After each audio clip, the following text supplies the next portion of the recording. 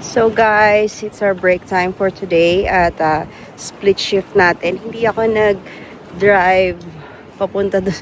Aray, hindi ako nag-drive anywhere else. So, tumambay lang ako sa kotse kanina at kumain, nag-isip-isip kung ano yung ating i-share sa ating vlog for today. So, maglalakad lang tayo dito papunta sa isang malapit na school. Pero hindi tayo punta doon. Like, meron lang area na kung saan pwede tayong umupo. Ayan. So, ang ganda ng Canada. Especially kung sana laging ganito yung weather, di ba? Na naka-t-shirt ka lang. But then, of course, wala naman talagang perfect na lugar. May mga pros and cons. So anyway guys, I'm here to tell you some good news about our yung mga pinagdadaanan namin dito sa Edmonton, Alberta. As you know guys, we are a big family of 7. So we have 5 kids and I came here as international student at of course, one of the reasons why we came here to Canada is for our children, especially knowing that we have one child with special needs. Ayun. So, yun yung mga reasons natin dito because, you know, we all know that the healthcare is good here in Canada. Although sabi nga nila mabagal. So, and during the process of being international student here as disability studies student, nagkaroon din ng mga changes dito, no? Like, yung course namin, wide naman siya. Pwede kang mag-work as, kung ano yung work ko ngayon, ECE, Early Childhood Educator, or being as a community support worker. So, you can actually do that however you want, whatever kind of job you want. Pwede naman siya doon. However, with the restriction that came in before we graduated, no? So, yun ang isang reason na I quit my job in working with disabilities dahil that job will not hindi siya pwede para ma-approve ang aking husband to for a renewal of his work permit. So dahil pagka-graduate natin, kailangan natin ng bagong permit, that is the PGWP. So para makasama siya doon, I need to, you know, think well ano yung job na pwede. At ang isang job na ito is yung pagiging ECE. At yon, laging level 2 naman tayo because disability studies is related to ECE. Yan. So, ayun ang ating quick backstory. And if you remember from my previous vlog na meron tayong gumawa ako ng EOI for the expression of interest dito sa AAIP or the Alberta Advantage Immigration Program, which is the AAIP nga. Ayun, so ang nangyari is nag-apply ako February 6 and then I have a score of 58. Noong February 20 ay nagkaroon ng draw ng the cut-off score was 56 or 55, so like nakakalimutan. Pero pasok tayo, 58. Mababa lang talaga yung score ko guys because of age and ano pa ba? Because I had a bachelor in the Philippines. So yun yung isa sa nagpapababa, no? Even if you studied here in Canada, pero kung ang bachelor mo, may bachelor ka in the Philippines, mas yun ang higher education mo. Instead na ang higher education mo is the post-secondary here. So, mas mababa yung points and other things siguro, age and yung work experience ko is limited to Canada. So, yun yung aking mga limitations. Kaya, naging 58 lang ang aking score. So, subalit, ang ating Ama sa Langit ay talagang He knows the desires of our hearts.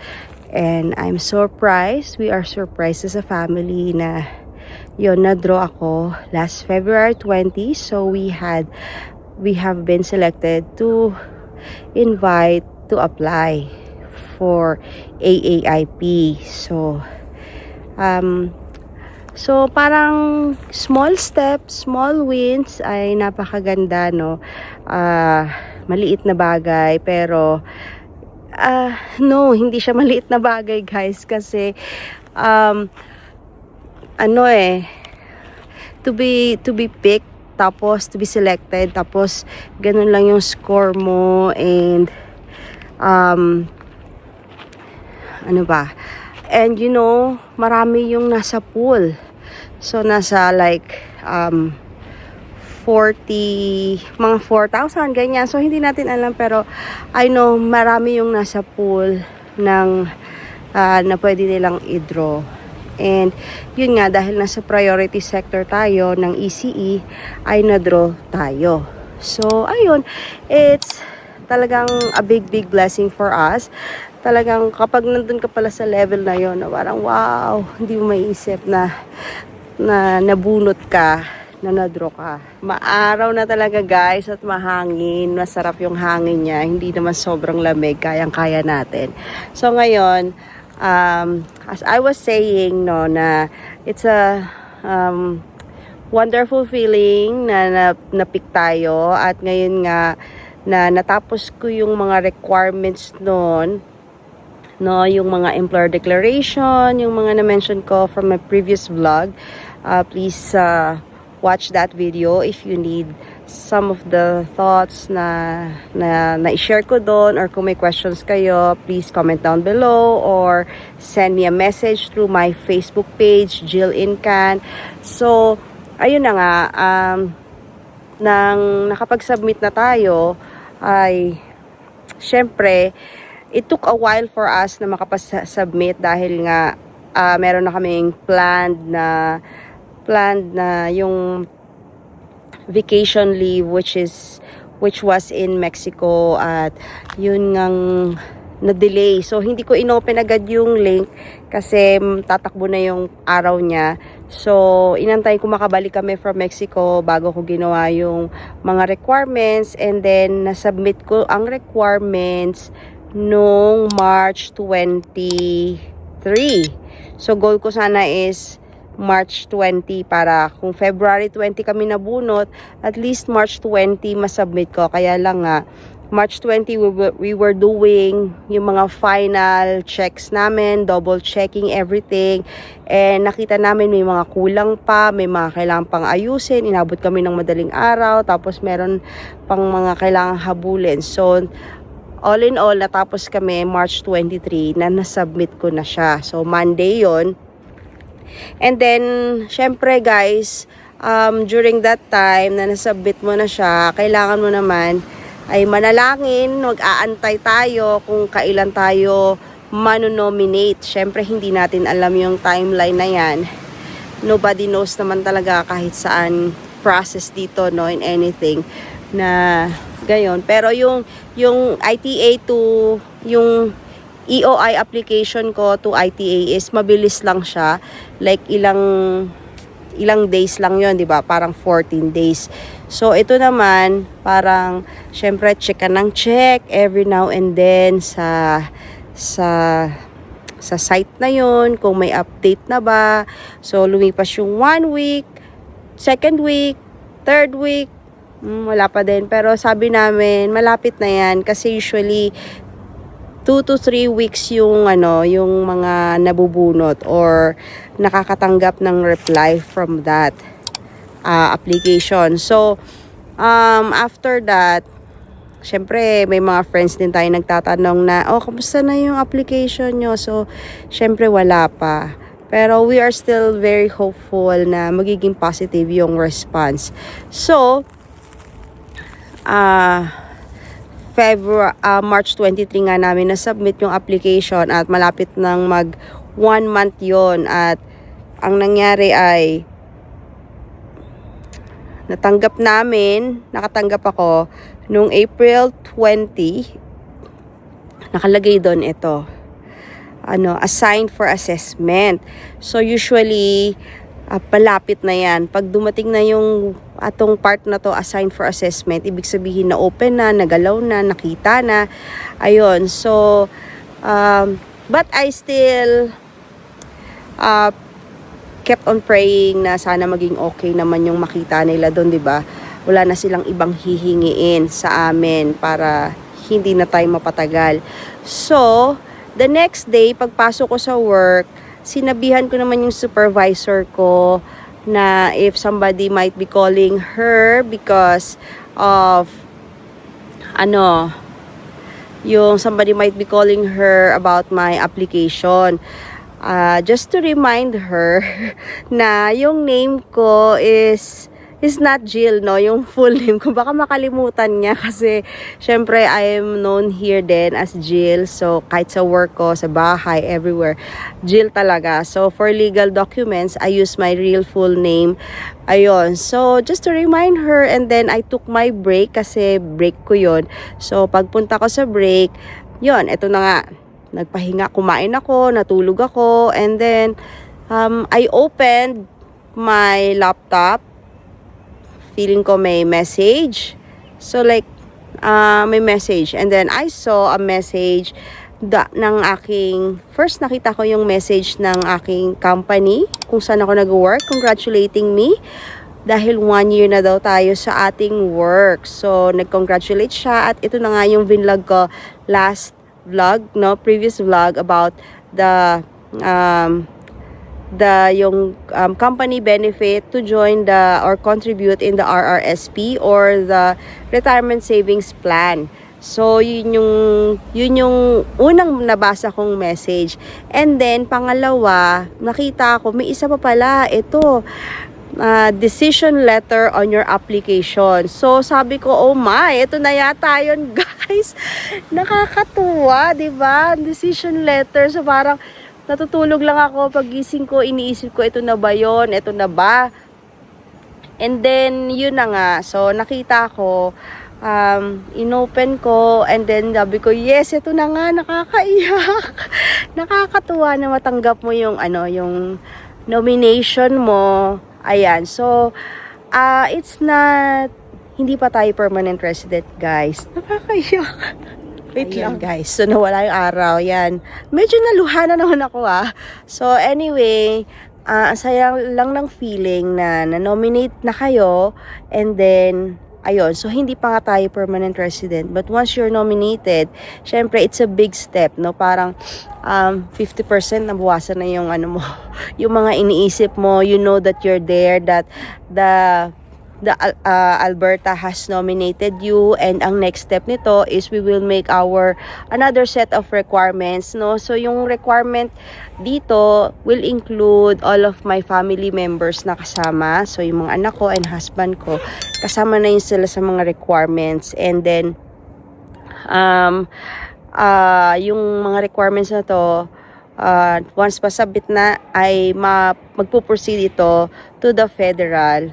At doon darating na yung mga tinatawag na yung mga Portal 1, Portal 2, I think mga ganon. And then biometrics, medical, kung ano man yung hingiin nila. So anyway guys, before the nomination, all throughout, wala tayong na-receive na anything, any other messages except from the assigned na sa assessment. Hindi na rin sila nag-require ng other documents from me, probably because yung nasubmit ko is already sufficient sa mga required nila. At ayun, so importante na ma-double check nyo talaga lahat ng mga details and information na isasubmit nyo. So kung mad-late man kayo, wag lang kayo lalampas ng deadline as long as you stay within those yung period na ibibigay nila para magamit natin yung time na yun wisely. Ayun, so syempre nag-work tayo, may family din tayo and other activities, kaya minsan yung pagpe-prepare ng mga documents, it will really take time for us to do it, pero we should still make time for it to do. So ayan nga guys. So ayun guys, ano ba yung meaning ng what does this nomination means for us as a family? So as a family, it gives us hope na may chance tayo to stay here in Canada, and most especially for us thinking before na baka mag-move tayo to Saskatchewan or somewhere else in the Atlantic. So yung mga ganong options na iniisip namin before, ay ngayon nawala na yung options na yon na to move to other province. And also another thing is like yung aking French na nag-start akong mag-aral ng French, that was such a big relief for me na hindi ko na kailangang ipagpatuloy ang aking pag-aaral ng French. Ang sakit-sakit sa ulo.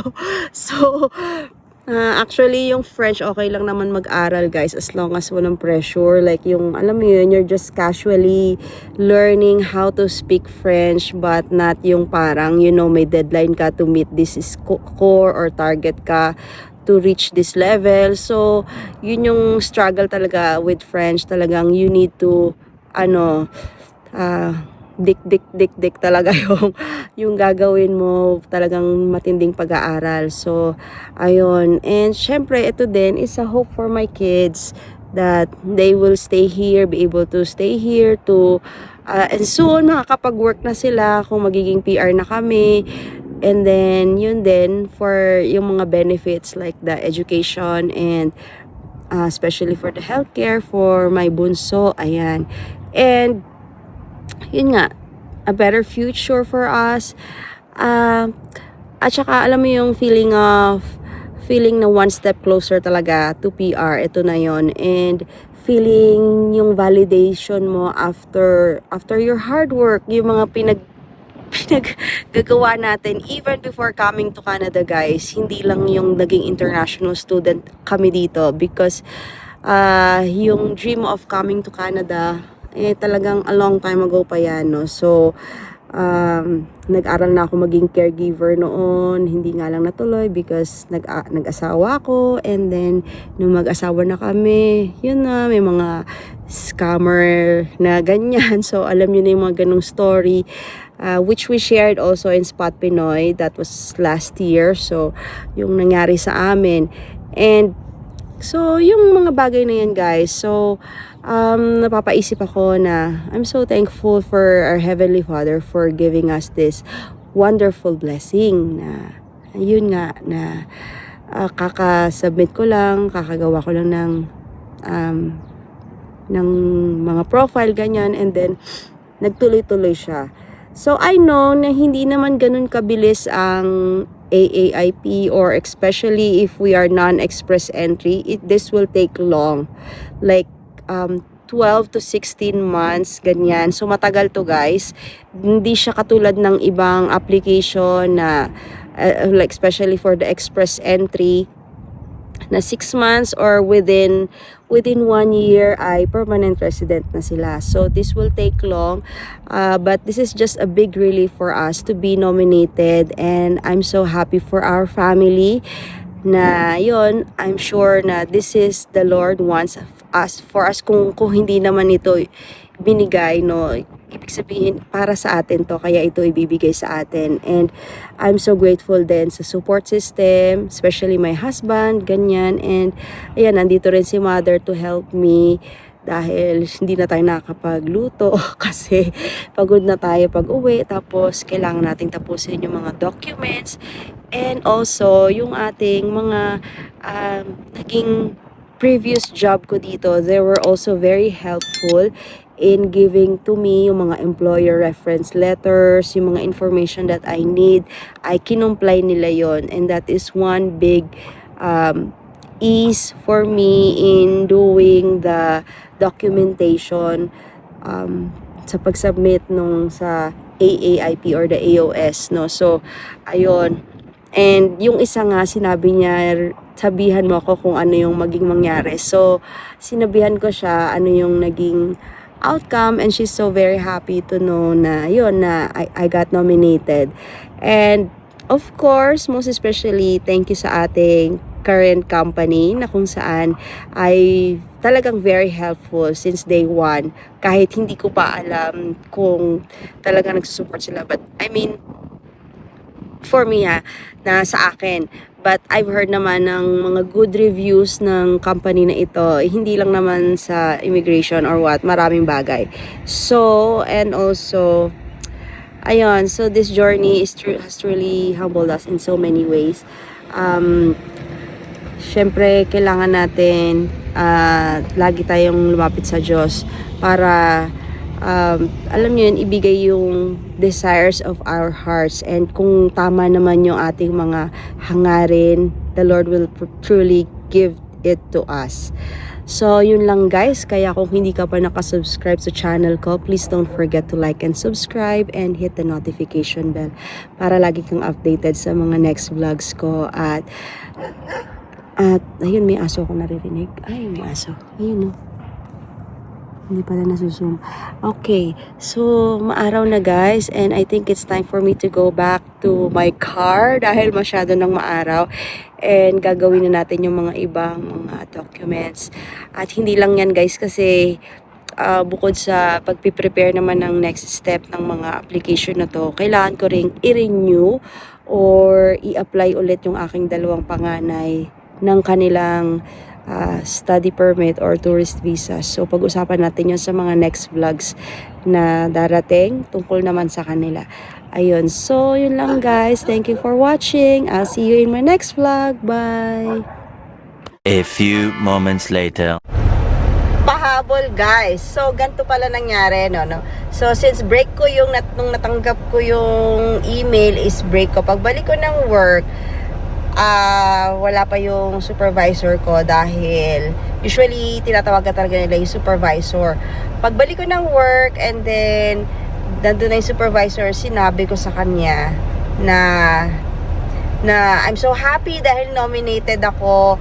At ayun nga, and then bigla niya sinabi, oh, you know what, I got a call from your application. Tapos sabi niya, she just asked kung ito bang pangalan ng tao na ito ay nag-work dito, and that is all. Then sabi lang niya, yes, she's working here. Is she full-time? Yes, she is full-time. And yeah, that's all I need to know. Yun lang. Tapos na. And then yun na, parang, so sinabi ko sa supervisor ko na baka may tumawag sa kanya before my break. Sinabihan ko siya. And then, during my break, na nasa car ako, ganon, yun yata yung time na tinawagan siya. And then like after 20 minutes, natanggap ko na yung email.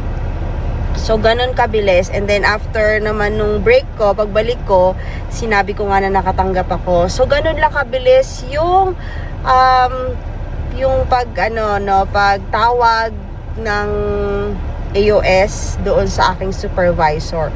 So, important talaga, we let our supervisors know kung sino yung name na nilagay natin doon, na once meron na tayong assign for assessment, we inform them, because anytime they can call, the officer will call them or send them an email, depende sa situation, no? So, ayun guys, pahabol ko lang. Yan, kaya dapat pinapanood nyo hanggang sa dulo ng vlog na ito. Yun lang guys. See you again for my next vlog. Bye!